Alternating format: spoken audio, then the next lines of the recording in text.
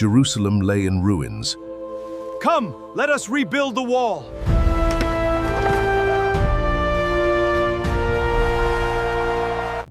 அல்லேலூயா. ஆமென். கர்த்தர் நல்லவர்.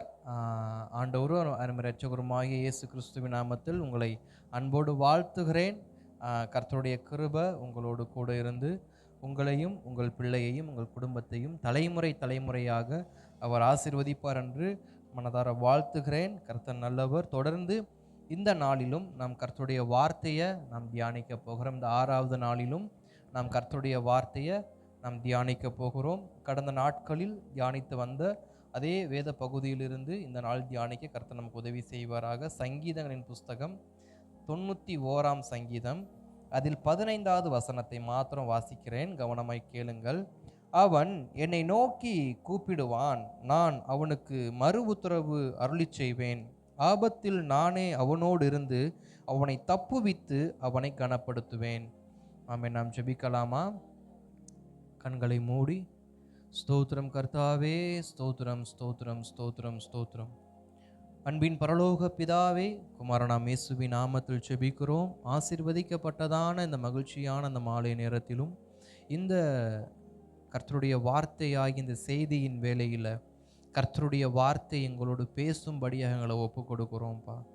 வார்த்தை உம்முடையது, சபை உம்முடையது, ஜனங்கள் உம்முடையவர்கள், அடியேன் உம்முடையவன். எங்களோடு பரிசுத்த ஆவியானவர் பேசுவீராக. நான் அல்ல, கிறிஸ்துவே வெளிப்படுவீராக, கிறிஸ்துவே வெளிப்படுவீராக. எங்களுக்கு வேண்டிய சகல நல் வார்த்தைகளையும், நாங்கள் கட்டப்பட வேண்டிய சகல வார்த்தைகளையும் தேவன் எங்கள் வாழ்க்கையில் தந்து நடத்துவீராக. தொடர்ந்து ஆவியானவர் பேசுங்க. அடியனை சிலுவைக்குள் மறைத்துக்கொள்ள என்னை ஒப்பு கொடுக்கிறேன். ஆவியானவர் மாத்திரம், இயேசுநாதர் மாத்திரம் வெளிப்படுங்க, மகிமைப்படுங்க. இயேசுவின் நாமத்தில் நல்ல பிதாவே, அல்லேலூயா. கர்த்தர் நல்லவர். மீண்டுமாய் நான் வாசிக்கிறேன், கவனமாய் கேளுங்கள். அவன் என்னை நோக்கி கூப்பிடுவான், நான் அவனுக்கு மறு உத்தரவு அருளிச் செய்வேன். ஆபத்தில் நானே அவனோடு இருந்து அவனை தப்புவித்து அவனை கனப்படுத்துவேன். அல்லேலூயா, அல்லேலூயா. ஸ்தோத்திரம். நாம் கடந்த நாட்களில் தாவீதை குறித்து நாம் தியானித்து வருகிறோம். தாவீதுடைய வாழ்க்கையில் தேவன் தாவீதுக்கு ஒரு அழைப்பை கொடுக்கிறார், தாவீதுக்கு ஒரு அபிஷேகத்தை கொடுக்கிறார், தாவீதுக்கு ஒரு தீர்க்க தரிசனமான வார்த்தையை கொடுக்கிறார். கொடுத்து அந்த தாவீது என்கிற அந்த மனிதனை தமக்காக அவர் தெரிந்து கொண்டு தமக்காக வாழும்படி, தமக்காக ஒரு ராஜ்யத்தை ஸ்தாபிக்கும்படி, தமக்காக ஒரு குடும்பத்தை, தமக்காக ஒரு சந்ததியை உருவாக்கும்படி தேவன் அவரை தமக்காக தெரிந்து கொண்டு நடத்துகிற அந்த பாதையில் தாவீதுக்கு ஏற்பட்டதான சில எதிர்பார்க்காத நேரத்தில் அவருக்கு எதிராய் வந்ததான எல்லா எதிர்ப்புகளையும் தாவீது அழகாய் எதிர்த்து தொடர்ந்து அவர் கடந்து சென்றதான எல்லா பாதையும் நமக்கு தெரியும். அதில் ஒரு பாதையை இன்னைக்கு நம்ம என்ன பண்ண போகிறோம், தியானிக்க கர்த்தர் நமக்கு உதவி செய்வாராக. ஆமாம், தாவீது தனது ராஜ்யத்தை கட்டும் பொழுது அவர் முதலாவது என்ன செய்தார்? நேற்று தினத்தை நம்ம பார்த்தோம். விசுவாசத்தோடு அவர் அந்த கோலியாத்துக்கு முன்பாக நின்று தன் ராஜ்யத்தை அவர் கட்டினார் என்று நம்ம என்ன பண்ணுறோம், நம்ம பார்த்தோம். இன்றைக்கு அதே தாவீது பள்ளத்தாக்கிலிருந்து அரண்மனைக்கு செல்கிறார். பள்ளத்தாக்கிலிருந்து அரண்மனைக்கு செல்லும் போது அரண்மனையிலிருந்து அவர் வெளியேற்றப்படுகிற அந்த குறிப்பிட்ட அந்த காலத்தை குறித்து தியானிக்க கர்த்தர் நமக்கு உதவி செய்வாராக. ஆமென். இந்த நாளுக்கு நம்ம தியானிக்க போகிற வார்த்தை என்னன்னா, ஸ்தோத்திரம். அழைப்பையும் அபிஷேகத்தையும் கட்ட வேண்டும், அல்லது கட்டப்பட என்ன செய்ய வேண்டும்? அழைப்பை கட்டப்பட என்ன செய்ய வேண்டும், அல்லது அழைப்பையும் அபிஷேகத்தையும் கட்டப்படுவதற்கு என்ன செய்ய வேண்டும் அப்படிங்கிறதான ஒரு பார்வையோடு இந்த செய்தி தேவன் நம்மோடு பேச ஸ்தோத்திரம். தொடர்ந்து தேவ சமூகத்தில் காத்திருப்போம். ஆமென். தாவீதுடைய வாழ்க்கையில் நான் முன்பு சொன்னது போலதான் ஸ்தோத்திரம் 16ஆம் அதிகாரத்தில் சாமுவேல் என்கிறதான தீர்க்கதரிசியை கொண்டு தாவீது என்கிற ஒரு மனிதனை தேவன் தெரிந்து கொள்கிறார். அவனை தெரிந்து கொள்ளும் பொழுது தேவன் சொல்லுகிற வார்த்தை, இவன் தான் இவனை அபிஷேகம் பண்ணு, இவன் தான் இவனை அபிஷேகம் பண்ணு. அப்ப தாவீதுக்கு ஒரு அபிஷேகத்தை தேவன் கொடுத்திருக்கிறார். அந்த அபிஷேகம் என்னன்னா ஒரு அழைப்பு. அந்த அபிஷேகம் ஒரு அழைப்பு. என்ன அழைப்பு? சமஸ்த இஸ்ரவேல் தேசத்துக்கும் ராஜாவாக அமர வேண்டியதான அழைப்பு, ராஜாவாக மாறுவதற்கான அழைப்பு. ஒன்று, அவர் இவன்தான் அபிஷேகம் பண்ண அப்படின்னு சொல்றாரு. ரெண்டாவது, அந்த அபிஷேகம் ஒரு அழைப்பாக மாறுகிறது. அந்த அழைப்பு என்னன்னு சொன்னா, இவன்தான் சமஸ்த இஸ்ரவேலுக்கும் ஆட்சியாளனாக அல்லது ராஜாவாக அழைக்கப்பட்டவன். இந்த அழைப்பை, இந்த அபிஷேகத்தை அவர் எப்படி கட்டி அந்த காரியங்களை முடித்தார்னு பார்த்தா அதுல பல விஷயங்கள் தாண்டி வந்திருக்காரு. அதுல குறிப்பாக சொல்லணும்னா, அவர் எப்பொழுது அரண்மனையை விட்டு வெளியே வந்தாரோ, எப்பொழுது அவர் அரண்மனையை விட்டு வெளியே வந்தாரோ அப்பொழுதுதான் அவருடைய அபிஷேகம், அப்பொழுதுதான் அவருடைய அழைப்பு, அப்பொழுதுதான் அவருடைய ஊழியம் என்று எல்லாமே ஆரம்பமாகிறது. அல்லேலூயா. ஆமென். எத்தனை பேர் இந்த வார்த்தையை நீங்க புரிஞ்சுக்க போறீங்கன்னு தெரியல. ஸ்தோத்திரம். தாவீதுடைய வாழ்க்கையில தாவீது யோனத்தானுக்கு மிகவும் நெருக்கமான ஒரு சிநேகிதனாக மாறுகிறார். தாவீது யோனத்தானுக்கு மிகவும் நெருக்கமான சிநேகிதனாய் மாறுகிறார். 18ஆம் அதிகாரத்துல பார்க்கிறப்ப முதல் வசனம் சொல்லுகிறது, அவன் சவுலோடு பேசி முடித்த பின்பு யோனத்தானுடைய ஆத்துமா தாவீதின் ஆத்மாவோட ஒன்றாய் இசைந்து இருந்து யோனத்தான் அவனை தன் உயிரை போல சிநேகித்தான்னு சொல்லி நம்ம பார்க்க முடியும். 17ஆம் அதிகாரம் முழுவதும் யுத்த களம், ஏலா பள்ளத்தாக்கு.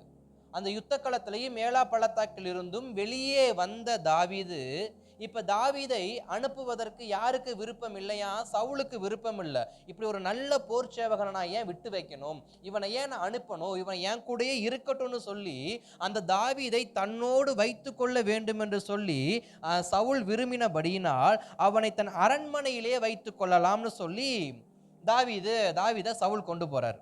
அப்ப அங்க போன உடனே ஃபர்ஸ்ட் டைம் யோனத்தானை பார்க்கிறாரு தாவீது. யோனத்தான் தாவீதை ஏலா பள்ளத்தாக்கில் ஏற்கனவே பார்த்துட்டார். ஏற்கனவே தாவீதை யோனத்தான் ஏலா பள்ளத்தாக்கிலே பார்த்துட்டார். ஏன்னா அந்த ஏலா பள்ளத்தாக்கில் தாவீதுன்னது அந்த ராஜ்யத்தில் இருக்கிற எல்லா போர்ச்சேவர்களும் எல்லா தளபதிகளும் பார்த்தாங்க. அப்ப யோனத்தானும் அவரை பார்த்திருக்கிறார். ஆனா தாவீது யோனத்தானை பார்த்ததில்லை. ஏன்னா தாவீதுக்கு சவுல் ராஜாவே அவர் என்ன பண்ணதில்லை, நேருக்கு நேராக பார்த்ததில்லை. அப்படி இருக்க அவருடைய பையனை பார்க்கறது அரிதோ அரிது. இப்ப அரண்மனைக்குள்ள வந்த தாவீது இப்ப ஃபர்ஸ்ட் யாரை மீட் பண்றாரு அப்படின்னா யோனத்தானை மீட் பண்றார். யோனத்தான் யாரு? சவுலுடைய மகன். சவுலுடைய மகனாகிய யோனத்தானை பார்த்த உடனே யோனத்தானுக்கும் தாவீதுக்கும் ஆத்துமா ஒன்றிணைகிறது. யோனத்தானுக்கும் தாவீதுக்கும் ஆத்துமா ஒன்றிணைந்து அவர்கள் இருவரும் சிநேகிதர்களாக மாறுகிறார்கள். அதோடு மாத்திரமில்ல, ஒரு உடன்படிக்கை செய்கிறாங்க. உடன்படிக்கை செய்ததுக்கு அடையாளமாக இவனுடைய சால்வையை, அதாவது இவனுடைய வஸ்திரத்தை எடுத்து, சால்வை எடுத்து, இவனுடைய பட்டயத்தை, இவனுடைய எல்லாவற்றையும் எடுத்து யாருக்கு யோனத்தான் கொடுக்கிறாருன்னா தாவீதுக்கு கொடுக்கிறார். இதுக்கு இது இனி என்னுடையது உன்னுடையது, உன்னுடையது என்னுடையது, உனக்கு நான் எனக்கு நீ அப்படின்னு சொல்லி இருவரும் அவ்வளவு ஒரு ஒரு ஒரு ஐக்கியத்துக்குள்ள, சகோதர சிநேகத்துக்குள்ள அவங்க என்ன பண்றாங்க, உடன்படுறாங்க. இப்ப தாவீதுக்கு அரண்மனையில கிடைத்தது முதல்ல என்ன கிடைச்சிச்சு? ஒரு நல்ல சகோதர சிநேகம். வேதம் சொல்லுகிற சகோதர சிநேகத்தை என்ன பண்ணக்கூடாது, விட்டுறக்கூடாது. சகோதர சிநேகம் ரொம்ப முக்கியம். சகோதரர் ஒருவருக்காக ஒருவர் என்ன பண்ணணும், வேண்டிக் கொள்ளணும். அப்ப சகோதர சிநேகத்தை வேதம் நமக்கு உற்சாகப்படுத்துகிறது. அப்ப தாவீதும் சகோதர சிநேகத்துல முதலாவது இணைக்கப்படுகிறார். இணைக்கப்பட்டதுக்கு அப்புறமா இப்ப தாவீதுக்கு தெரியாத அநேக ரகசியத்தை யார் கற்றுக் கொடுத்துக்கிட்டு இருக்கிறா? யோனத்தான் கற்றுக் கொடுத்துட்டு இருக்க. இப்ப இந்த காரியங்களை பார்க்கிற சவுலுக்கு தாவீதை இன்னும் பிடிக்குது. பிடிச்சு போய் தாவீது அவர் என்ன பண்றாரு, தன்னுடைய யுத்த வீரனாக அவர் என்ன பண்றாரு, மாத்துகிறார். அந்த வசனத்தை பார்க்கிறப்ப 5வது வசனத்தை பார்க்கிறப்ப தாவீது சவுலை தன்னை அனுப்புகிற எவ்விடத்திற்கும் போய் புத்தியாய் காரியத்தை நடப்பித்ததினால் சவுல் அவனை யுத்த மனுஷரின் மேல் அதிகாரி ஆக்கினான். இப்ப சவுல் தாவீதை தன்னோடு வைத்திருந்தான். இப்ப தாவீதை தன் யுத்த மனுஷரில் அதிகாரியாக மாத்துகிறான். அப்படின்னா ஒரு தளபதி ஸ்தானத்தை என்ன பண்றாரு, கொடுக்கிறார். தாவீது அரண்மனைக்குள்ள வரும்பொழுது எப்படிப்பட்ட மனுஷனா வந்தாரு? சாதாரண ஒரு பையனா தான் வந்தார். அவருக்கு எந்த ஒரு அங்கீகாரம் கிடையாது. அவருக்கு தெரிஞ்சது ஒண்ணே ஒன்று, கோலியாத்தை கொன்னது மட்டும்தான். மற்றபடி தாவீதுக்கு பேக்ரவுண்டில் எதுவுமே கிடையாது. ஆனால் தாவீதை எல்லாருக்குமே தெரியும். தாவீதை எல்லாருக்குமே தெரியும். ஆனால் தாவீதுக்கு யாரையுமே தெரியாது. இப்போ தாவீது அரண்மனைக்குள்ள போன உடனே தாவீதுக்கு கிடைச்ச முதல் நண்பன் யாரு? யோனத்தான். அந்த யோனத்தான் யாரு? சவுலுடைய மகன். இப்போ அடுத்த சம்பவம், இப்போ யோனத்தானும் இவனும் சிநேகிதனா இருக்க சவுல் வந்து சின்ன சின்ன யுத்தங்களுக்கு அனுப்பி வைக்கிறாரு. யோனத்தானையும் தாவீதையும் சிறு சிறு யுத்தங்களுக்கு அனுப்பி வைக்கிறாரு. அங்க யுத்தங்கள் எல்லாம் இவங்க ஜெயம் பெற்று வருவதை பார்த்த உடனே இவன் நல்ல ஒரு யுத்த தளபதியா இருக்கிறான், நல்ல யுத்தம் வகிக்கிற யுத்த வியூக வல்லுநரா இருக்கிறானே அப்படின்னு சொல்லி அவனை யுத்த தந்திரங்களுக்கு அதிகாரியா எடுத்து என்ன பண்றார்? யுத்த வீரர்களுக்கெல்லாம் அதிகாரியா மாத்துறார். அதோடு நிறுத்தி வைக்கல, ஏற்கனவே தன்னுடைய மகளை திருமணம் செய்து கொடுப்பதாக ஏற்கனவே தாவீது சவுல் என்ன பண்ணாரு? அறிக்கை கொடுத்திருக்காரு. இப்ப அதன் பிரகாரமாக இப்ப தாவீதுக்கு திருமண அழைப்பு என்ன வருது? இப்ப இந்த அரண்மனைக்குள்ள தாவீதுக்கு இல்லாத அங்கீகாரம்னு சொல்லி எதுவுமே கிடையாது. இந்த சம்பவத்தையும் நீங்க அப்படியே யோசேப்போட சம்பவத்தையும் என்ன பண்ணலாம்? ஒப்பிட்டு பார்க்கலாம். இந்த சம்பவத்தையும் மோசேயோட சம்பவத்தையும் நீங்க என்ன பண்ணலாம்? கொஞ்சம் ஒப்பிட்டு பார்க்கலாம். இந்த சம்பவத்தையும் மொர்தெகாயுடைய சம்பவத்தையும் அல்லது எஸ்தருடைய சம்பவத்தை நம்ம என்ன பண்ணலாம்? ஒப்பிட்டு நீங்க உங்களுடைய பிரசங்கம் பண்ண உங்களுக்கு அந்த காரியங்களை ஒப்பிட முடிஞ்சா நீங்க ஒப்பிடுங்க. இல்லைன்னா வீட்டில் போய் உட்காந்து என்ன பண்ணுங்க, அந்த காரியங்களை படிச்சு பாருங்க. கர்த்தர் நல்லவர். இப்ப ஸ்தோத்திரம். இவர் யாரு? சவுல், தாவீது அரண்மனைக்குள்ள போயிட்டாரு. நல்ல நண்பன் இருக்கிறான். அந்த நண்பன் யாரு? சாதாரணமல்ல, ராஜாவுடைய மகன். நல்ல ஃப்ரெண்ட்ஷிப் கிடைச்சிருச்சு. நல்ல போஸ்டிங் அடுத்து கிடைச்சிருச்சு. அடுத்த சலுகை தான் பெரிய சலுகை. ராஜாவுடைய மருமகன். இப்ப அந்த அரண்மனைக்குள்ள அவனுக்கு இல்லாத அதிகாரம் எதுவுமே கிடையாது. ஒரு பக்கம் நண்பனா இருந்தவன் மச்சானா மாற போறான். மச்சான் துணை இருந்தா மலையவும் ஏறி என்ன பண்ணிடலாம்? இறங்கிடலாம். அப்ப அப்படிப்பட்ட மச்சானாகிய யோனத்தான் என்ன பண்றாரு? பக்கத்துல இருக்காரு. இந்த பக்கம் தேசத்துடைய ராஜா யாரா மாறிட்டார்? இப்ப மாமனாரா மாறிட்டார். இப்ப மாமனார் மருமகனுக்கு எதிர்த்து எதுவும் பண்ண முடியாது, மருமகன் மாமனார் எதிர்த்து எதுவும் பண்ண முடியாது. ரெண்டாவது, ராஜாவுடைய மகள் தன்னுடைய மனைவியா மாறிட்டார். இப்ப அரண்மனைக்குள்ள தாவீதுக்கு சகலமும் நன்மைக்கு ஏதுவாக இருக்கிறது. தாவீதுக்கு அரண்மனைக்குள்ள சகலமும் நன்மைக்கு ஏதுவா இருக்கு. நன்மைக்கு ஏதுவா இருக்கும் போது ஒரு மனுஷன் என்னைக்கு என்ன பண்ண மாட்டான்? தன் அழைப்புக்கு நேராக, தன் அபிஷேகத்துக்கு நேராக கட்டப்பட மாட்டான். அல்லேலூயா, ஸ்தோத்திரம். இப்ப தாவீதுக்கு எல்லாமே நல்லா இருக்கிறத பார்த்த தேவன் சும்மா இருப்பாரா? அதாவது நம்ம நல்லா இருக்கிறத பார்த்தா தேவனுக்கு பிடிக்காதுன்னு கிடையாது.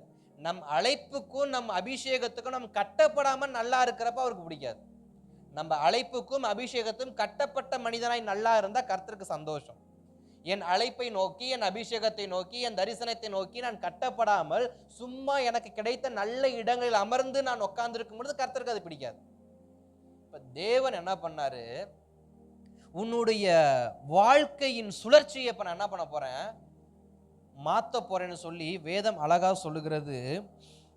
8வது வசனத்திலிருந்து சில வசனத்தை நம்ம வாசிக்கலாம். இல்ல 9வது வசனம். அந்நாள் முதற்கொண்டு சவுல் தாவீதை காய்மகாரமாய் பார்த்தான். அந்த வார்த்தையை விட்டுருங்க. 10வது வசனத்துக்கு போவோம். மறுநாளிலே தேவனால் விடப்பட்ட பொல்லாத ஆவி சவுலின் மேல் இறங்கிற்று. போதும். தேவனால் விடப்பட்ட ஒரு பொல்லாத ஆவி சவுலின் மேல் இறங்கிற்று. இப்ப தாவீத சரிப்படுத்தணும்னா யாரை கிளப்பி விடணும்? யாரையாவது கிளப்பி விடணும். நான் அபிஷேகத்துக்கு நேராக, என் அழைப்புக்கு நேராக, என் தரிசனத்துக்கு நேராக நான் கட்டப்பட வேண்டும்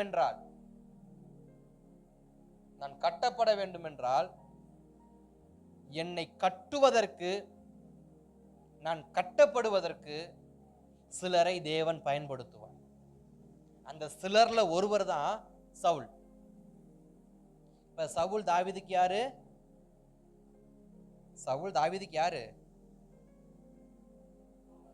பொண்ணை கட்டி கொடுத்தா அப்பா என்ன முறை வேணும்? மாமனார். ஆமா, ஸ்தோத்திரம். முறை தெரிஞ்சுக்கிட்டும் இவர் ஏதாவது புதுசா சொல்லுவாருன்னு எதிர்பார்க்காதீங்க. நான் முறையெல்லாம் மாற்ற மாட்டேன். கர்த்தர் நல்லவர். அந்த அளவுக்கு நமக்கு தகுதியும் கிடையாது, பலனும் கிடையாது. இப்ப இப்ப தாவீத உருவாக்க யார் இப்ப தேவன் கையில எடுத்திருக்காரு? மாமனார்.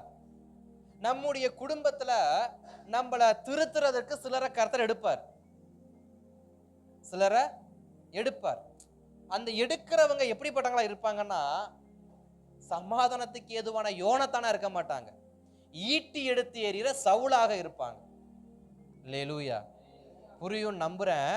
நம்மளை உருவாக்குவதற்கு, நம்மை பழக்குவதற்கு, நம்மை பக்குவப்படுத்துவதற்கு நண்பனாகிய சிநேகிதனாகிய யோனத்தான தேவன் தெரிந்து கொள்ளல. யாரை தெரிந்து கொண்டாரு?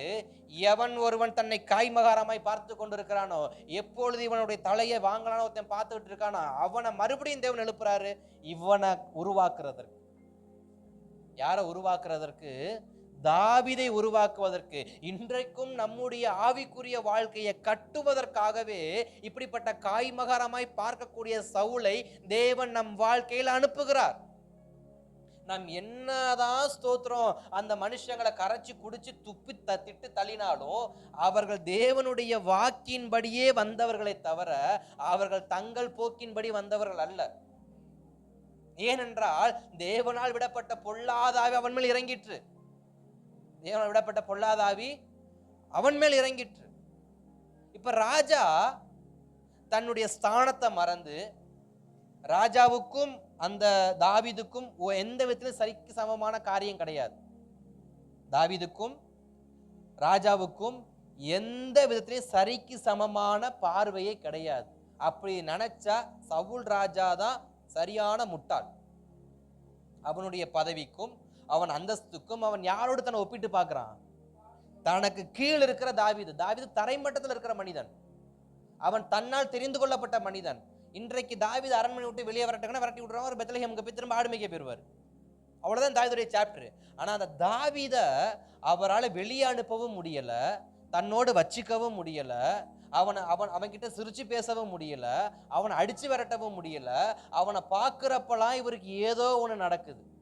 நினைச்சிருந்தா விரட்டி இருக்கலாம், ஆனா விரட்டுறதுக்கு மனசு இல்லை, ஆனா வச்சுக்கிறதுக்கும் மனசு இல்லை.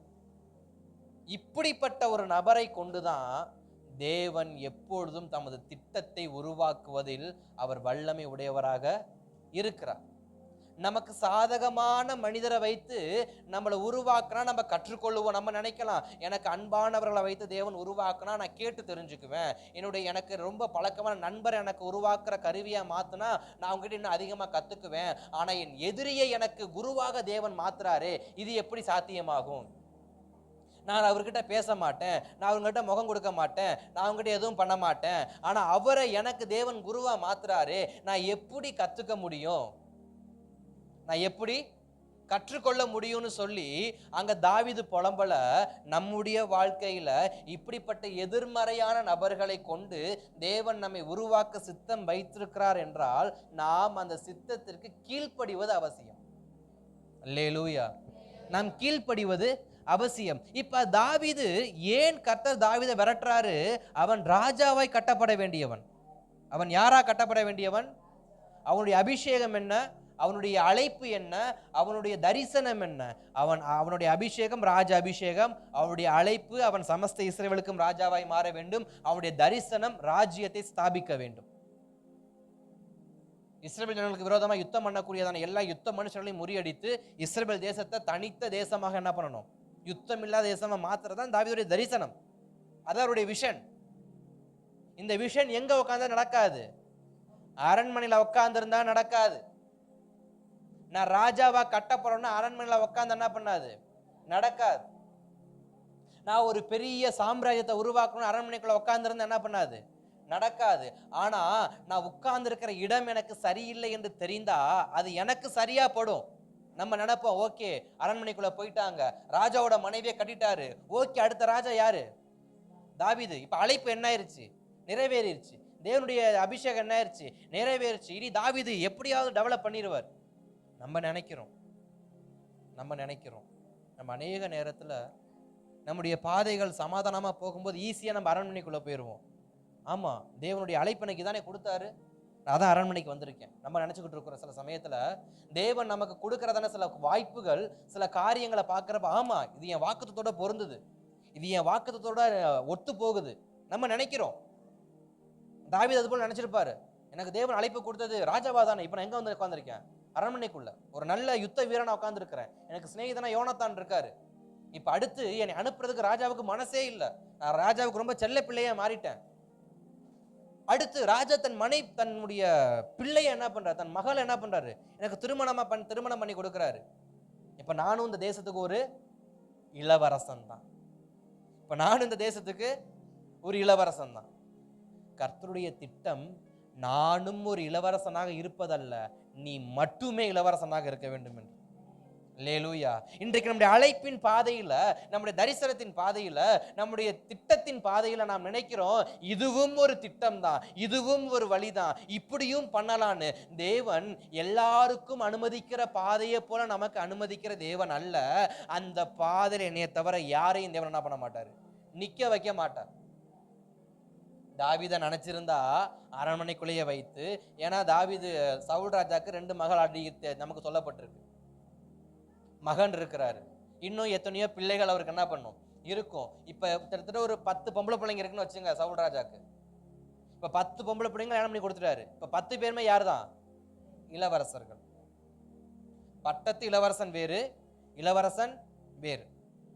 இப்ப தாவீது அரண்மனைக்குள்ளேயே இருந்திருந்தா, சுகமா இருந்திருந்தா, பத்திரமா இருந்திருந்தா, யோனத்தானுக்கு நல்ல நண்பனா இருந்திருக்கலாம், கடைசி வரைக்கும் சவுலுடைய ராஜ்யத்துல நல்ல ஒரு தளபதியா இருந்திருக்கலாம், அவர் மீகாலுக்கோ அல்லது அதுக்கு மூத்த மகளுக்கோ ஒரு நல்ல புருஷனா இருந்திருக்கலாம், ஒரு இளவரசனாக பலம் வந்திருக்கலாம்.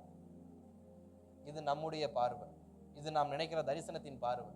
எஸ், ராஜானா என்ன, இளவரசனா தானே, ராஜாவா இருந்தா ஒரு போஸ்டிங் தானே.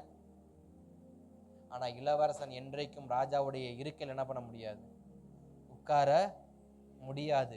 தேவன் தாவீதை அழைத்தது ராஜ இருக்கையில் அமர வைப்பதற்கே தவிர இளவரசனுடைய சப்ஸ்டியூட் அந்த சீட்ல என்ன பண்ண வைக்கல, உட்காரதற்கு அழைக்கல. தேவன் நம்மை அழைத்தது சப்ஸ்டியூட்டா என்ன பண்ணல, உதவியாளர்களாக என்ன பண்ணல, அழைக்கல. உதவியாளருடைய சீட்ல உட்காரும்படி அழைக்கல. நம்முடைய தரிசனத்தின் ராஜ அந்த இருக்கையில் அமரும்படி தேவன் நம்ம என்ன பண்ணிருக்காரு, அழைத்திருக்கிறாரு. அதனாலதான் தாவீதுடைய வாழ்க்கையில் அவனுக்கு இருந்த சகல சௌகரியத்தின் தேவன் என்ன பண்ணாரு, ஒரே இரவில் பிடுங்கினார். நம்ம கிட்ட இருக்கிற எல்லா நன்மையின் பாதையின் தேவன் பிடுங்கி நமக்கு எதிர்பார்க்காத ஒரு பாதையில தேவன் விடுறாரு. ஒரு காட்டுக்குள்ள விடுறாரு, ஒரு குகைக்குள்ள விடுறாரு, பிழைக்க முடியாத இடத்துல பிழைச்சிக்கோன்னு விடுறாரு. ஸ்தோத்திரம். யுத்தம் பண்ண முடியாத இடத்துல போய் யுத்தம் பண்ணு விடுறாரு. அப்படின்னா புரிஞ்சுக்கணும், தேவனை கைவிடும்படியாக அந்த யுத்த களத்திலேயோ, அந்த வனாந்திரத்திலேயோ, அந்த குகைகளிலோ, சிங்கத்தின் மத்தியிலேயோ, கரடிகள் மத்தியிலோ தேவனை விடல. நான் பழக்கப்பட வேண்டும்படியாகவே தேவன் என்னை அந்த இடத்தில் வைத்திருக்கிறார் என்ற அந்த தேவ திட்டத்தை புரிஞ்சுக்கணும். ஒருவேளை தாவீது இருக்கிற இடத்துல நான் இருந்திருந்தா நான் கேட்டிருப்பேன், எனக்கு அழைப்பு கொடுத்தபடி தானே நான் அரண்மனைக்குள்ள போனேன், நாங்க நல்லா தானே இருந்தேன், அப்புறம் என்னாத்துக்கு என்னைய வெளியே கொண்டு வந்தீங்க? இப்ப நான் எப்படி ராஜாவாகிறது, இப்ப நான் எப்படி அரண்மனைக்குள்ள போய் உட்கார்றது? நானா இருந்தா கேட்டிருப்பேன். அரண்மனைக்குள்ள கத்துக்க முடியாத ஸ்தோத்திரம் யுத்த தந்திரங்களே நான் காட்டுல கத்துக்க போறேன். அரண்மனைக்குள்ள கத்துக்க முடியாத ஆயுத பயிற்சியவா நான் காட்டுல போய் கத்துக்க போறேன். அரண்மனைக்குள்ள உட்காந்து கற்றுக்க முடியாத பாடங்களையா நான் உட்காந்து வனாந்தரத்துல கத்துக்க போறேன். ஏன்னா அங்க சௌரியமா கத்துக்கலாம். எல்லாத்தையும் எப்படி கத்துக்கலாம்? சௌரியமா உட்காந்து கத்துக்கலாம். அழகா ரூம்ல உட்காந்து புத்தகத்தை புரட்டினாக்க யுத்த தந்திரங்களை படிச்சுக்கலாம். அங்க இருக்கிறதான மைதானத்துல போய் உட்காந்தாக்க யுத்த பயிற்சி பண்ணி கத்துக்கலாம். அதே இன்னொரு மைதானத்துக்கு போனா ஆயுத பயிற்சி பண்ணிக்கலாம். எனக்கு எல்லாமே லகுவா இருந்தா நான் படிக்க முடியுமே தவிர கற்றுக்கொள்ள முடியாது. தேவன் நமக்கு கற்றுக் கொடுக்க விரும்புகிறார். நான் ஆயத்தப்பட வேண்டும், அநேகரை நான் ஆயத்தப்படுத்த வேண்டும். அப்ப தாவீதை அரண்மனைக்குள்ள இருந்து தேவன் வெளியே கொண்டு வராரு. யாரு வெளியே கொண்டு வராரு? தாவீதே வெளியே வந்தாதான் உண்டு. இப்ப தேவன் தாவீதை அரண்மனை விட்டு வெளியே வாப்பா அப்படின்னா தாவீது வெளியே வர மாட்டார். இப்ப தாவீதை வெளியே கொண்டு வர்றதுக்கு யார தேவன் கிளப்புனாரு? சவுல கிளப்புனார். கிட்டத்தட்ட 9 முறைக்கு மேலாகவே சவுல் தாவீதை கொல்ல வேண்டும் என்று திட்டம் பண்ணதாக வேத ஆராய்ச்சியாளர்கள் நமக்கு சொல்றாங்க. அரண்மனைக்குள்ள வைத்து ஒரு 9 முறைக்கு மேல முதலாவது ஈட்டி எறிஞ்சு கொல்ல பார்த்தாரு, நடக்கல. பெலிஸ்தியருடைய நுனித்தோலை கொண்டு வர சொல்லி அனுப்புனாரு, அவங்க கையில போய் இவன் செத்து கிடக்கணும்னு நினைச்சாரு, சாகல. மறுபடியும் ஈட்டி எடுத்து எறிகிறாரு 19வது அதிகாரத்துல, அப்பையும் ஒன்னாகல. அப்புறம் தன் மகளோடு இருக்கும்போது, மீகாலோடு இருக்கும் பொழுது அவனை கொல்ல வேண்டும் என்று மீகாலோடு அந்த கட்டிலோட தூக்கிட்டு வாங்கன்றாரு, அங்கேயும் தேவன் தப்புவிக்க வச்சாரு. அடுத்து இந்த விஷயத்தெல்லாம் யோனத்தான்கிட்ட போய் சொல்றாரு. யோனத்தான இப்பவும் தாவீது யாரை நம்பி இருக்காரு? யோனத்தான, உயிர் நண்பனை. நண்பா, உங்க அப்பா எனக்கு இப்படி பண்ண நினைக்கிறாருப்பா, என்னப்பா பண்றது? யோனத்தான் சொல்றாரு, அப்பெல்லாம் எங்க அப்பா கிடையாது, எங்க அப்பா ரொம்ப நல்லவர். உனக்கு தெரியாது ராஜா, உங்க அப்பா என்னை எத்தனையோ முறை கொல்ல நினைச்சாரு. இல்ல தாவீது, அப்படிலாம் கிடையாது, எங்க அப்பா ரொம்ப நல்லவர். நான் எங்க அப்பாட்ட போய் பேசுறேன், நீ என்ன பண்ணு, 3 அமாவாசைக்கு அப்புறமா ஏசேல் என்கிற ஒரு கல் அண்டைக்கு என்ன பண்ணு, நீ வா. ஏசேல் என்றால் புறப்படு என்ற அர்த்தம். அந்த கல்லோட அர்த்தமே என்ன? புறப்படு. எங்க புறப்படணும்? அரண்மனைக்கா வனாந்தரத்துக்கு, அவ்வளவுதான். அந்த ஏசேல் என்கிற கல்லுக்கு நீ வா. நான் 3 அமாவாசைக்கு அப்புறம் என்ன பண்றேன், நான் வரேன். அமாவாசைக்கு அப்ப நான் போய் பார்த்து எங்க அப்பாட்ட பேசுறேன். நீ சொல்ற மாதிரி எங்க அப்பா இருந்தாரா, நீ சொன்னதை நான் நம்புறேன். இல்ல நான் சொல்ற மாதிரி எங்க அப்பா இருந்தாரா, நீ என்ன பண்ணு, என் சொல்லுக்கு கீழ்ப்படிஞ்சு அரண்மனைக்கு வா. அப்ப நான் நண்பர்கள் இருவரும் பேசி கொள்றாங்க. தாவீது தன் நண்பனை நம்புறாரு. ஆனாலும் தாவீதுக்குள்ள ஒரு எண்ணம் ஓடுது, யோனத்தானுடைய இருதயம் கடினமாக கூடாது என்று சொல்லி சவுல் வேணா யோனத்தானுக்கு முன்பாக என்ன பண்ணலாம், நடிக்கலாம். ஆனா என்னுடைய ஜீவனை எடுப்பதில் ஒரு கண்ணும் கருத்துமா இருக்கான்ற விஷயத்த மறுபடியும் யாரு பிடிச்சுக்கிறா? தாவீது பிடிச்சுக்கிறா. இருந்தாலும் நண்பனுக்காக காத்திருக்கிறார் 3 அமாவாசைக்கு. யோனத்தான் தன் தகப்பனை நோக்கி பார்க்கிறார். அமாவாசை முடிந்து அந்த ராத்திரியில் அரண்மனையில் இருக்கிற எல்லா முக்கியமான பிரபுக்களும் ராஜாவோட உட்காந்து சாப்பிட்றது வழக்கம். ஒவ்வொருத்தருக்கும் ஒருவர் இருக்க. சவுல் தனக்கு கொடுக்கப்பட்ட செவுற்றோரமா இருக்கிற இருக்கையில போய் உட்கார்றாரு. இப்ப தாவீதை பார்க்கறது, தாவீதை காணோம். தாவீதை குறித்து கேட்கிறாரு, அவன் தீட்டுப்பட்டு இருப்பான், சரி அதனால வராம இருக்க, நாளைக்கு பார்த்துக்கலாம்னு சொல்லிட்டு கேஷுவலா விடுறாரு. யோனத்தானுக்கு ஒரே சந்தோஷம், அப்பா நம்ம அப்பாவுக்கு தாவீது மேல எந்த ஒரு கோபமும் இல்லை, தாவீது தான் தப்பா நினைச்சுக்கிட்டான். 2வது நாள் வருது, மறுபடியும் சவுல் தாவீது உட்கார்ந்துருக்க சீட்டை பார்க்கற, தாவீது உட்கார்ந்துருக்க சீட்டை காணோம். இப்ப யோனத்தான் நைஸா போயிட்டு தாவீது எங்க அப்படின்னு கேட்கிறாரு. யோனத்தான் சொல்றாரு, அவன் பெத்லகேமுக்கு போயிருக்கிறான். உடனே ஒரு மூஞ்சி மாறுது. ஏன் போனா? அங்கு வருஷத்துக்கு ஒரு முறை பலி செலுத்தும்படி போயிருக்கிறாங்க. அவருடைய மைத்துனர் அவரை கட்டாயப்படுத்தி கூப்பிட்டது நிமித்தம் ஸ்தோத்திரம், தாவீது பெத்லகேமுக்கு போயிட்டாரு, வருவதற்கு ஒரு வாரம் அல்லது 1 மாதம் குறிப்பிட்ட நாட்கள் ஆகும், என்கிட்ட ரொம்ப வற்புறுத்தி கேட்டாரு, நான் அவரை போக சொல்லிட்டேன் அப்படின்னு யோனத்தான் சொல்ல, சவுலுக்கு ஒரே கோபம், ரொம்ப மூர்க்கம் அடைஞ்சு அது வரைக்கும் தன் மகன்கிட்ட காட்டாத ஒரு கோபத்தின் முகத்தை அவர் எடுக்கிறாரு, ஈட்டி எடுத்து எறிகிறாரு. அவன் சாக வேணும், அவன் உயிரோடு இருக்க வரைக்கும் நீ ராஜாவாக முடியாது, ஒரு சந்ததி ராஜாவாக முடியாது. யாரு சொல்றா? ஒரு ராஜா தன் மகனை பார்த்து சொல்ற வார்த்தை, அவன் உயிரோடு இருக்கிற வரைக்கும் நீயோ உன் சந்ததியோ ராஜா அரியணையில உட்கார முடியாது, அவன் செத்தே ஆகணும். யோனத்தானுக்கு புரியுது, தாவீதே நீ சொன்னது சரிதான், என் தகப்பன் உன்னை கொல்லதான் நினைக்கிறார், நீ போ, உன்னோடு என்னோட தேவன் இருக்கட்டும், இன்னைக்கு நான் செஞ்ச உதவிக்கு நீ ராஜாவாகும் போது எனக்கு உதவி செய்ய, என் குடும்பத்தை நினைச்சுக்கோன்னு சொல்லிட்டு 2 நண்பர்களும் கை குலுக்கி வெளியில வராங்க. சில உறவுகளை தேவன் உடைக்கும் போதும், சில நம்பிக்கையை தேவன் உடைக்கிறதும், சில பாதுகாப்பை தேவன் உடைக்கிறதும் நம்மை அவமானப்படுத்துவதற்காக அல்ல, நம்மை உருவாக்குவதற்காக. அல்லேலூயா. அந்த உருவாக்குவது எதற்குன்னா, அவருடைய அபிஷேகத்துக்கு நேராக, அவருடைய அழைப்புக்கு நேராக, அவருடைய திட்டத்துக்குள்ளாக நான் உருவாக்கப்பட வேண்டும் என்பதற்காகவே சிலரை தேவன் அந்த பாதுகாப்பு என்கிற சூழ்நிலையில் இருந்து, நண்பன் என்கிற அந்த சூழ்நிலையில் இருந்து, உறவு என்கிற சூழ்நிலையில் இருந்து தேவன் வெளியே கொண்டு வருவதற்கு ஒரே ஒரு காரணம், அவன் எனக்கு நேராக உருவாக்கப்பட வேண்டும்.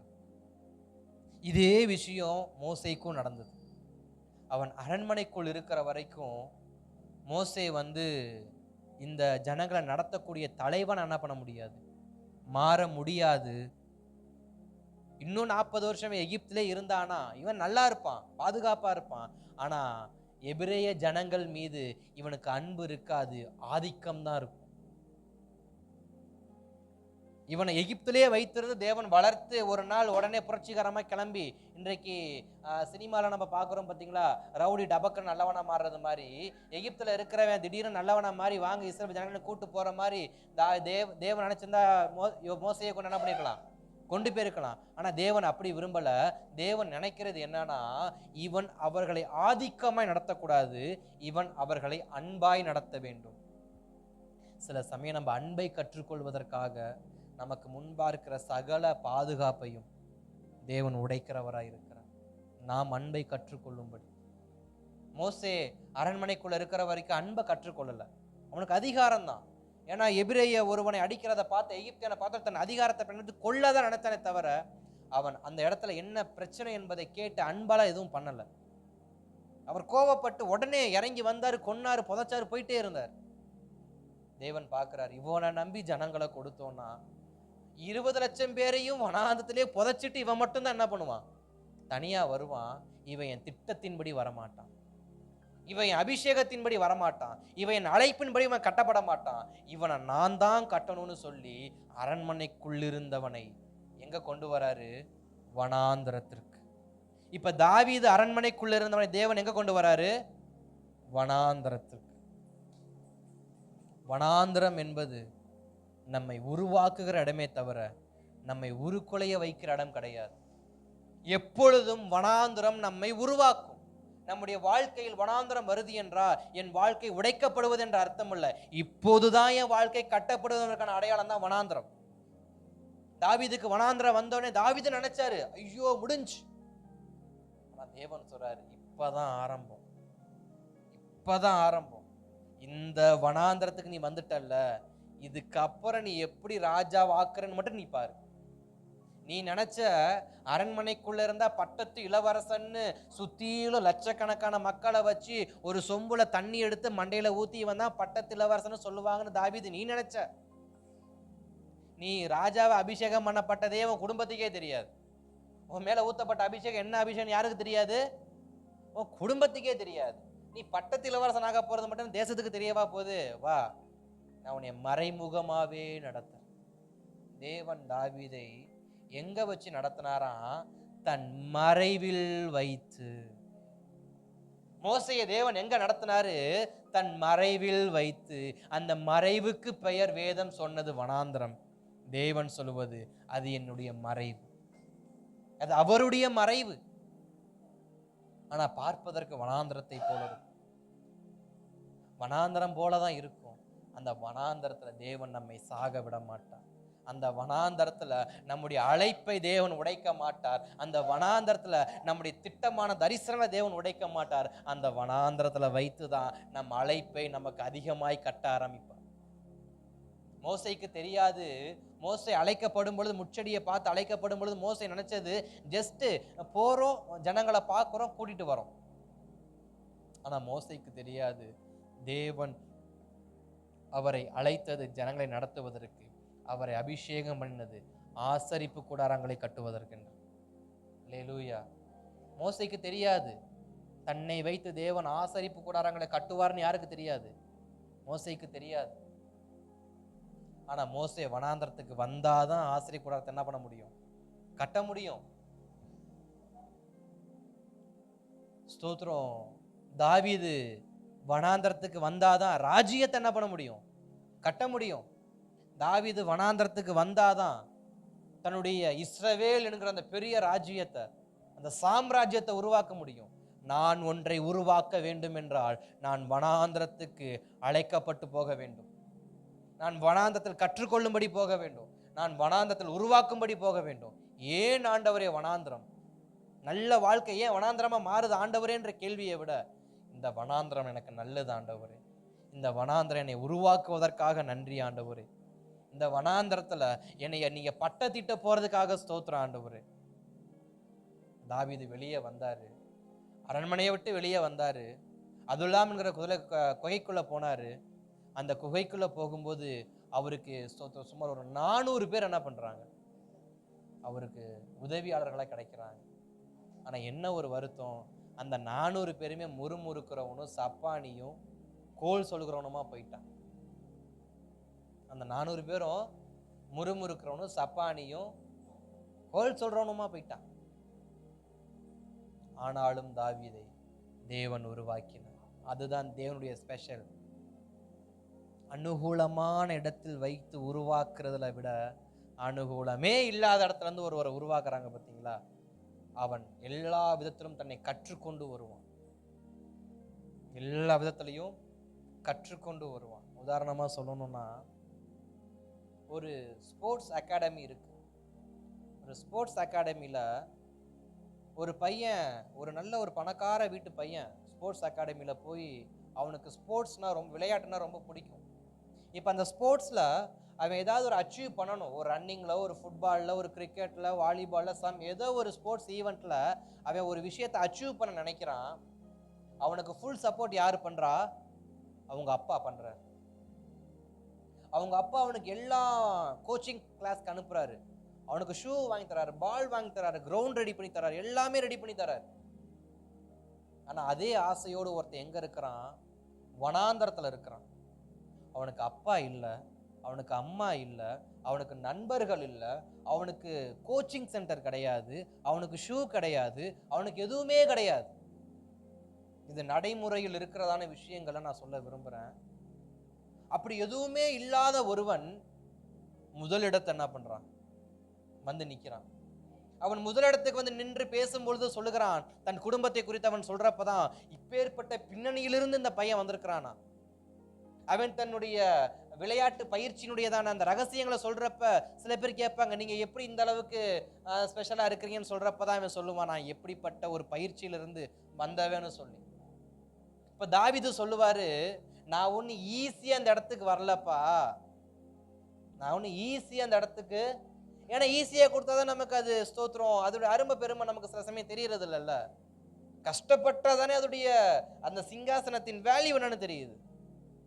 இப்ப தேவன் அவனை அந்த பாதையில நடத்துவதற்கு அந்த பதவி, அந்த அபிஷேகம், அந்த அழைப்பு எத்தனை கனமானது என்பதை தாவீது புரிந்து கொள்ள வேண்டும் என்று சொல்லி தாவீதை வனாந்திரத்தில் வைத்து அனுகூலமாய் உருவாக்கப்பட வேண்டிய இடத்திலிருந்து புடுங்கி கொண்டு வந்து அனுகூலமே இல்லாத இடத்துல வைத்து, அவனுக்கு நண்பர்களாக கிடைச்ச யாருமே நல்ல திறமைசாலியே கிடையாது, எல்லாம் சுத்த வேஸ்ட்,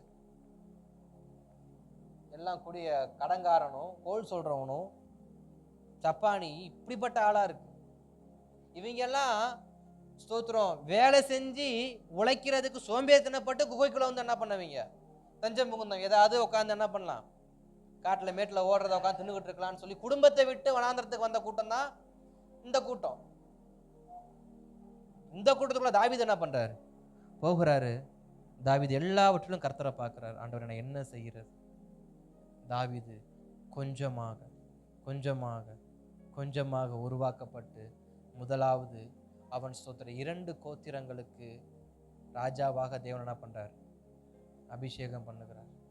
நம்முடைய வாழ்க்கையில நம்முடைய அழைப்புக்கும் நம்முடைய தரிசனத்திற்கும் நேராக மட்டுமே கர்த்தர் நம்மை கட்டுவாரே தவிர நம்மை வேறு விதத்தில் நம்மை கட்டும்படி தேவன் விரும்புறது கிடையாது. ஆனா தேவன் எடுத்துக்கொள்கிற பாதை அனைத்துமே வனாந்திரம் தான். ஆனா தேவன் தேர்வு செய்கிற பாதை வனாந்திரம், நான் தேர்வு செய்கிற பாதை பசுமை. அல்லேலூயா.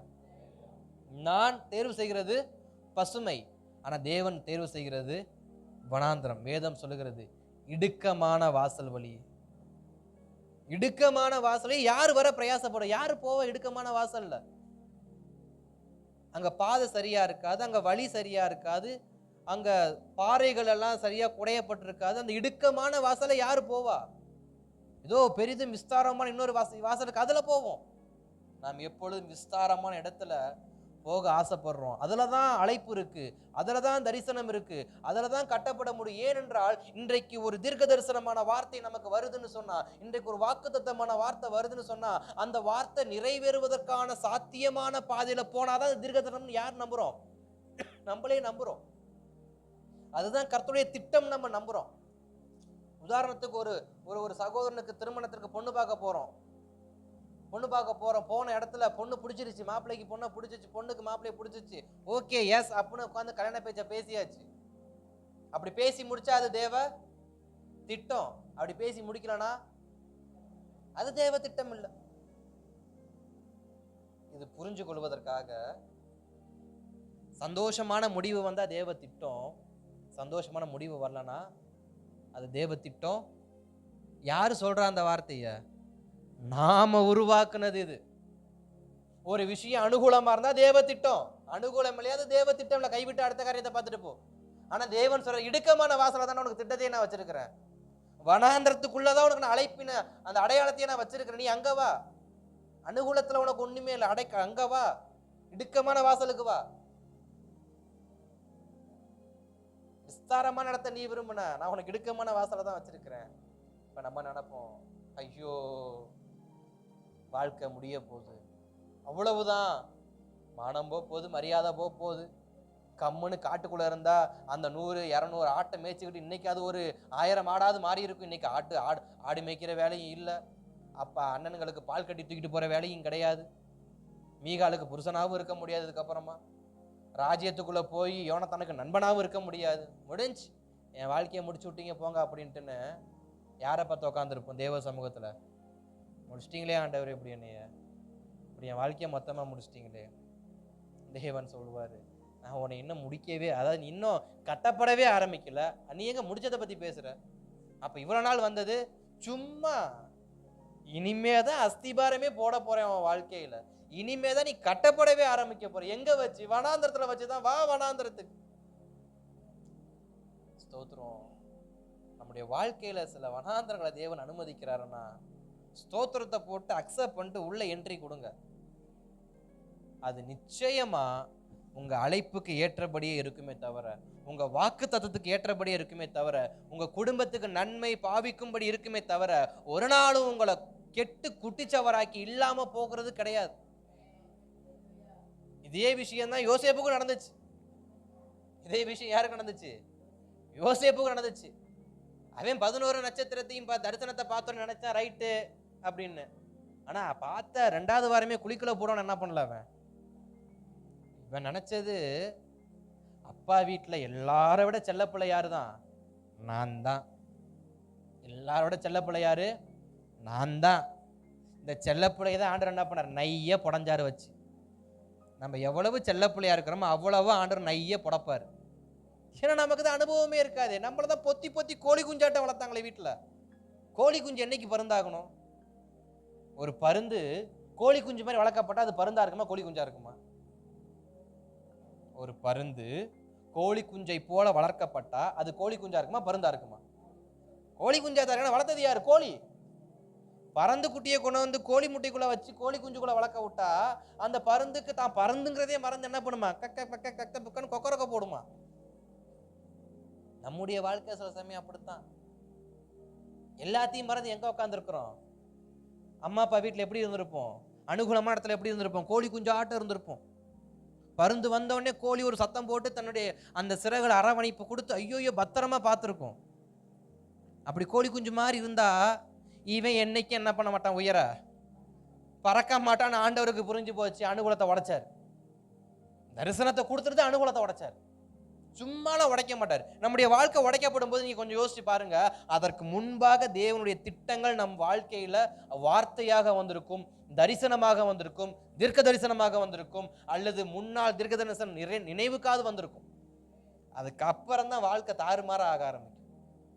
நம்ம சொல்ற விஷயம், இன்னைக்கு வாக்குத்தத்தம் வந்துச்சு என் வாழ்க்கை போச்சு, இன்னைக்கு தரிசனம் பார்த்தோன்னே அன்னைக்கு என்னைய குளிக்கல போட்டாங்க, என்னைக்கு முச்சடியில் அக்கினியை பார்த்தோன்னே வனாந்தரத்துக்கு தள்ளி விட்டார் மறுபடியும், என்றைக்கு நான் கோலியாத்த கொன்னு ராஜா அரண்மனைக்குள்ள என்ட்ரி கொடுத்தேனோ என்னை மறுபடியும் வனாந்தரத்துல போட்டார்.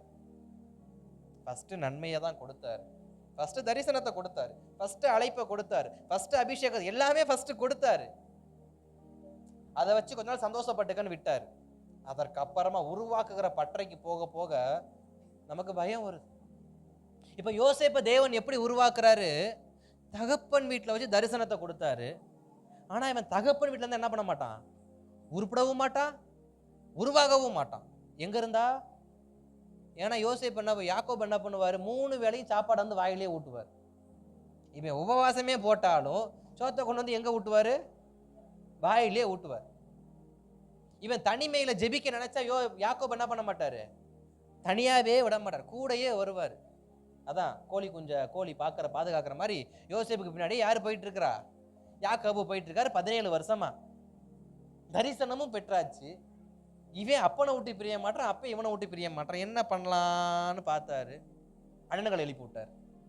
யார் எழுப்பி விட்டாரு, அண்ணன்களை எழுப்பி விட்டார். மோசேக்கு யார் எழுப்பி விட்டா, எபிரேய சகோதரர்களை. தாவீதுக்கு யார் எழுப்பி விட்டா, மாமனார். இப்ப யோசேப்புக்கு யார் எழுப்பி விடுறாரு, சகோதரர்களை எழுப்பிவிட்டான். எழுப்பிவிட்ட உடனே சகோதரர்கள் பார்க்குறாங்க, அது வரைக்கும் நண்பனா இருந்தான், அது வரைக்கும் அண்ணனா இருந்தான், அது வரைக்கும் தம்பியா இருந்தான், இப்போ அவன் யாராயிட்டான், சொப்பனக்காரன். யாரு, சொப்பனக்காரன் வந்துட்டான். தூக்கி போடு குழிக்குள்ள போட்டாச்சு. போட்டதுக்கு அப்புறமா சும்மா விட்டாங்களா, இவன் இந்த ஏரியால இருக்கக்கூடாது. இது யாருடைய திட்டம், சகோதரருடைய திட்டம் கிடையாது, இது தேவ திட்டம். இந்த ஏரியாக்குள்ள இருந்தா மறுபடியும் எங்க தான் வருமா, அந்த கோழி குஞ்சோட கூண்டுக்குள்ளதான் என்ன பண்ணுவான், ஓடி வந்து நிப்பான். அப்பா அப்பா என்னப்பா, அண்ணனுங்க என்ன பண்ணிட்டாங்கப்பான்னு எங்க தான் வந்து நிப்பான். அந்த கோழி அடைச்சிருக்க பஞ்சாரத்துக்குள்ளதான் யாரு வருவா, இந்த கோழி குஞ்சு வரும். அதனால என்ன பண்ணாரு, இவன் இந்த ஏரியால இருக்கக்கூடாது, தூக்கவன இந்த பாரம்பரிய இஸ்மாயில் அவன்கிட்ட கொடுத்து விடு, அவன் எங்கேயாவது போய் வித்துட்டு போறான். நேரா கொண்டு போய் எகிப்துல போட்டான். எகிப்துல விட்டு திரும்பி வர்றதுக்கு பாதை இருந்துச்சு. ஆனா யோசேப்பால என்ன பண்ண முடியாது திரும்பி, ஏன்னா இப்ப ஒரு அடிமை, அவனை யாராவது விலை கொடுத்து வாங்கி விடுதலை கொடுத்தாதான் உண்டு. அப்படிப்பட்ட நல்ல உள்ளங்கள் யாருமே எங்க கிடையாதுன்னு யாருக்கு தெரியும், எகிப்துல ஆண்டவருக்கு நல்லாவே தெரியும். அதனாலதான் கொண்டு போய் அங்க வச்சு உருவாக்குனார்.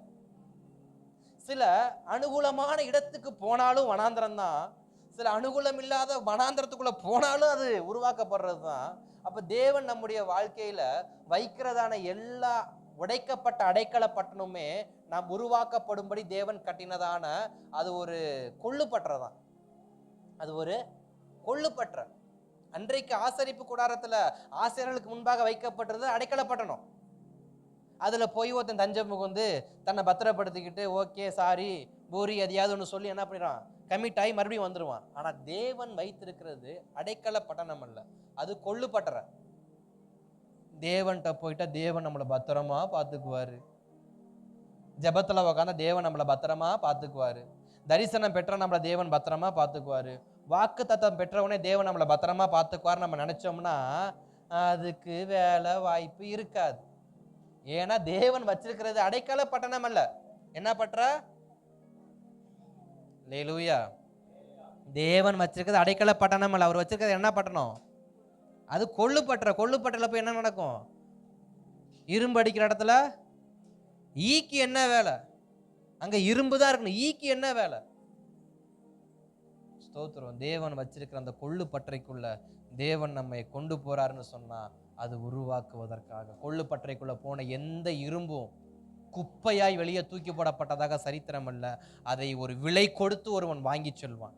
அது ஒரு விலை கொடுத்து ஒரு காரியத்துக்காக பயன்படுத்தப்படும். என்னை ஒரு விலை கொடுத்து என் தேவன் உருவாக்குகிறார் என்றால், என்னை ஒரு விலை கொடுத்து என் தேவன் உருவாக்குகிறார் என்றால் அந்த விலைக்கு ஏற்ற ஒரு பிரதிபலனை என்ன பண்ணுவார், என்னை வைத்து கொடுக்க வைப்பார்.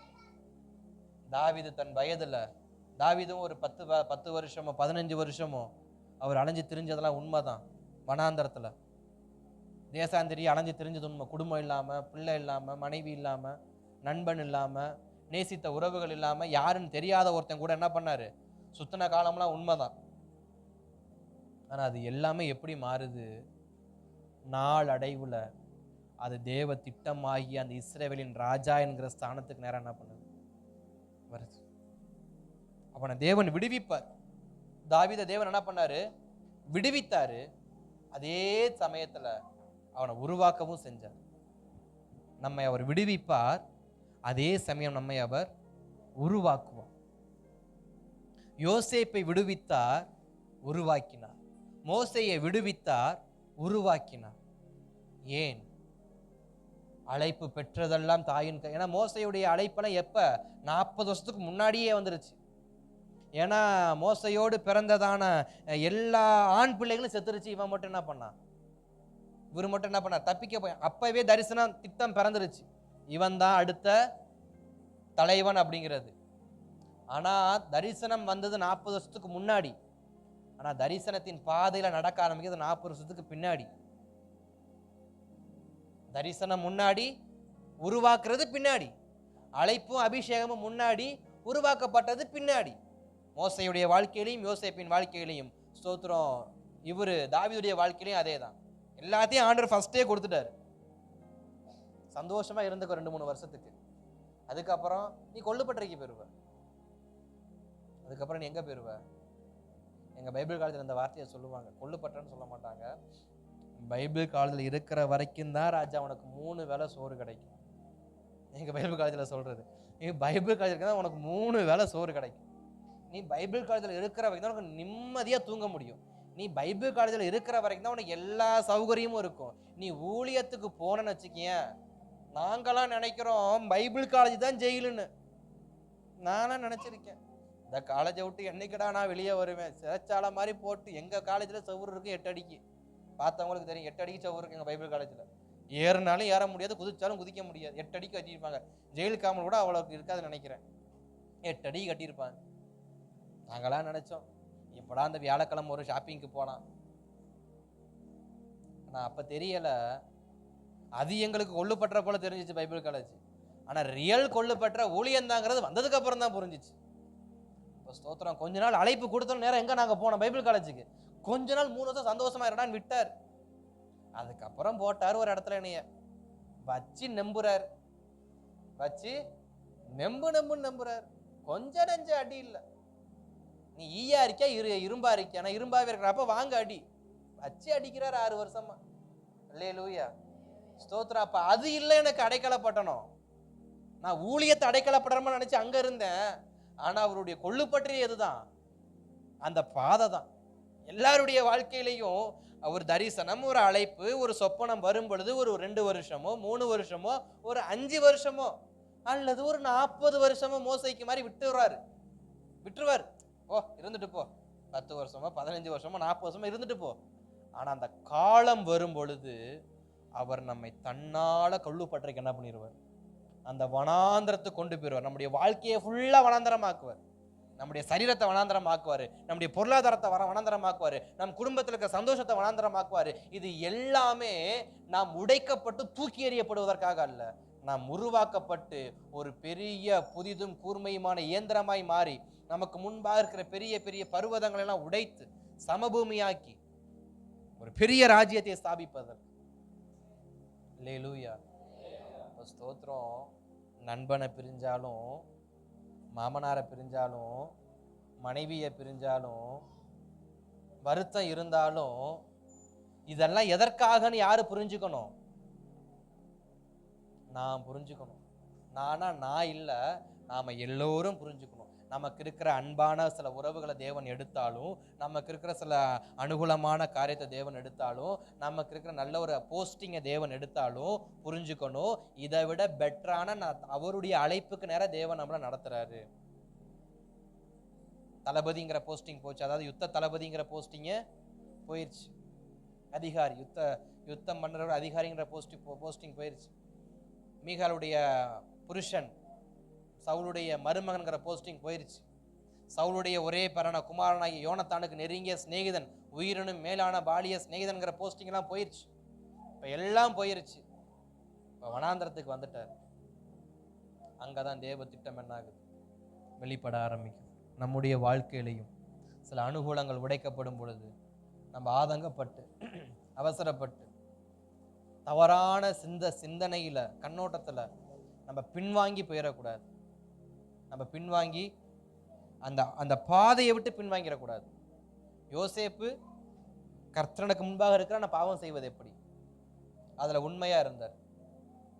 சகோதரர்கள் துரோகம் செஞ்சாலும் பாவம் செஞ்சாலும் கர்த்தருக்கு அவர் உண்மையா இருந்தார். தன் அழைப்புல, தன்னை கொடுக்கப்பட்ட தரிசனத்துல உண்மையா இருந்தார். மோசே அப்படிதான். என்னதான் எகிப்தில் இருக்கக்கூடியதான எபிரேய சகோதரர்கள், எகிப்தின் சகோதரர்கள் தன்னை ஏளனமான பேசினாலும் அந்த அழைப்பை கண்ட அவர் வா என்று சொன்ன அந்த வார்த்தைக்கு தன்னை கீழ்ப்படுத்தி அவர் பாட்டுக்கு மறுபடியும் போனார். அவமானம் கிடைச்சாலும் பரவாயில்லன்னு அங்கதான் போனார். தாவீது என்ன நடந்தாலும் பரவாயில்ல, நான் தொடர்ந்து போறேன். கர்த்தர் நம்மை சில விஷயங்களை தொடர்ந்து செய்ய வைப்பார். ஆனா அது நமக்கு வனாந்தரமாக தெரிந்தாலும் சந்தோஷமா ஏற்றுக்கோங்க. அது நம்மளை அழிப்பதற்காக அல்ல, அது நம்மை கட்டப்படுவதற்காக. ஏனென்றால் தாவீதுக்கு அழைப்பும் தரிசனமும் அந்த அபிஷேகமும் கட்டப்பட்டதே வனாந்திரத்தில் வைத்துதான். என் அபிஷேகம், என் தரிசனம், என் அழைப்பு, என் குடும்பம் கட்டப்படுவதற்கு சில வனாந்திரத்தை தேவன் கொடுத்தா சந்தோஷமா ஸ்தோத்திரம் பண்ணி எடுத்துக்கிட்டு அந்த வனாந்திர பாதையில கர்த்தருக்கு உண்மையா இருங்க. அல்லேலூயா. அந்த வனாந்திர பாதையில கர்த்தருக்கு உண்மையா இருப்போம். கர்த்தர் நம்மை ஆச்சரியமாய் அவருடைய அபிஷேகத்தின்படியே நடத்துவோம். அல்லேலூயா. நாம் ஜெபிக்கலாமா? தேவ சமூகத்துல கொஞ்ச நேரம். ஆண்டவரே, என் வாழ்க்கையில நீங்க எடுத்து போட்ட எல்லா அனுகூலமான பாதைக்காக ஸ்தோத்திரம்பா. எனக்கு நெருக்கமான சிநேகிதர் என்னை விட்டு பிரித்ததுக்காக ஸ்தோத்திரம். எனக்கு கிடைத்த நல்ல உறவுகள் என்னை விட்டு பிரிச்சதுக்காக ஸ்தோத்திரம். எனக்கு கிடைச்ச நல்ல அனுகூலமான வாசல்கள் என்னை விட்டு பிரிச்சதுக்காக ஸ்தோத்திரம். எனக்கு கிடைச்ச நல்ல போஸ்டிங்ல இருந்து என்னைய நீங்க ப்ரமோட் பண்ணதுக்காக ஸ்தோத்திரம். ஆண்டவரே, இந்த நேரத்திலையும் உடைய சமூகத்துக்கு நேராக வருகிறேன்ப்பா. தாவீதை அரண்மனையிலிருந்து வெளியே எடுத்து தேவன் உருவாக்கியது போல இன்றைக்கும் எங்களுடைய அழைப்பின் பாதையில உருவாக்குவதற்கு, எங்கள் தரிசனத்தின் பாதையில உருவாக்குவதற்கு, நாங்கள் கட்டப்படுவதற்கு, எங்க அழைப்பு கட்டப்பட, எங்க தரிசனம் கட்டப்பட, என்னுடைய ஸ்தோத்திரம் கர்த்தருடைய சித்தம் கட்டப்பட என்னை இந்த வனாந்திரத்துக்கு விட்டு கொடுக்குறேன்ப்பா. இந்த வனாந்திர பாதைக்கு விட்டு கொடுக்குறேன்ப்பா. ரிபாலா ஷகரபடா ஹதரனமனா. மோசே கட்டப்பட்டது உண்மையானால், யோசேப்பு கட்டப்பட்டது உண்மையானால், அன்று தாவீது கட்டப்பட்டது உண்மையானால், ஆண்டவரே அந்த அதுலாம் குகைக்குள்ள என்னை விட்டு கொடுக்கிறேன். அந்த தண்ணீர் இல்லாத வெறுங்குழிக்கு என்னை விட்டு கொடுக்கிறேன். அந்த எரிகிற முச்சடிக்கு முன்பாக என்னை விட்டு கொடுக்கிறேன். என்னை உருவாக்குங்கப்பா, என்னை உருவாக்குங்கப்பா. நான் அவமானப்பட்ட இடமாகிய, நான் துரத்தி அடிக்கப்பட்ட இடமாகிய எகிப்துக்கு நான் மீண்டும் போக வேண்டுமானால் நான் போகிறேன். என்னை உருவாக்குங்கப்பா. சிலர் அவமானப்பட்ட இடத்துக்கு போக தயக்கமா இருக்கிறீங்களா? என்னை அவமானப்படுத்தின இடம் அதுதான், நான் எப்படி அங்கே போகிறது? என்னை அவ்வளவு அவமானப்படுத்தினாங்களே, நான் எப்படி அங்கே போகிறதுன்னு யோசிக்கிறீங்களா? நீங்கள் கட்டப்பட வேண்டியது அங்கே வச்சு தான். மோசே கட்டப்பட வேண்டியது அவமானப்படுத்தப்பட்ட இடத்துல வச்சு தான். அவன் எந்த இடத்துல அவமானப்படுத்தப்பட்டானோ, எந்த இடத்துல தூக்கி எறியப்பட்டானோ, அதே இடத்துல வச்சு தேவன் அவனை கட்டி அவனை கொண்டு பெரிய பெரிய காரியங்கள் செய்ய நினைச்சார். அதனால தயவு செஞ்சு அவமானப்பட்ட இடத்துக்கு நான் எப்படி போகிறது? அவமானப்படுத்தினவங்க முன்னாடி இப்போ எப்படி நிற்கிறது? நீங்கள் போய் நில்லுங்க. அப்போதான் உங்கள் கையில் தேவன் கொடுத்த அதிகாரம் என்னன்னு உங்களுக்கு புரியும். மோசே நிற்க பயந்தாரு, ஆனால் நின்னதுக்கு அப்புறம் தான் புரிஞ்சிச்சு தேவன் தமது கரத்தில் தமது வார்த்தையில் வைத்த வல்லமை எவ்வளவு பெருசுன்னு. அவமானப்படுத்தினாலும் பரவாயில்ல, நீங்கள் போய் நில்லுங்க. உங்கள் மேல் வைத்த அழைப்பின் பயங்கரம் எத்தனை என்பதை அப்பொழுது நாம் புரிந்து கொள்வோம். ரிஷபாலா ரந்தர நமனா ரிகடக தகர நமனா ரேகல ரகதக ரணமன ஷகரபல ஹதரினிமான கரபா.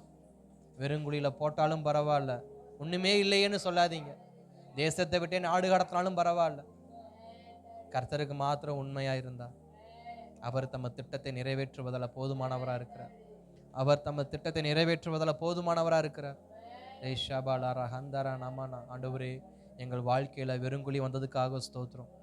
எங்கள் வாழ்க்கையில் வனாந்திரம் வந்ததுக்காக ஸ்தோத்திரம். எங்கள் வாழ்க்கையில் அதுலாம் குகை வந்ததுக்காக ஸ்தோத்திரம். நாங்கள் உருவாக்கப்பட தேவன் கொண்டு வந்தீர் என்பதை நாங்கள் உணர்ந்து எங்களை இந்த நேரத்தில் விட்டு கொடுக்குறோம். எங்களை உருவாக்குங்க, எங்களை உருவாக்குங்க. எங்களை அழைப்புக்கு நேராக கட்டப்பட, எங்கள் தரிசனத்துக்கு நேராக கட்டப்பட, எங்கள் அபிஷேகத்துக்கு நேராக கட்டப்பட எங்களை விட்டு கொடுக்குறோம். தொடர்ந்து நடத்தும், ஆசீர்வதியும். இயேசுவின் நாமத்தில் நல்ல பிதாவே, ஆமென், ஆமென்.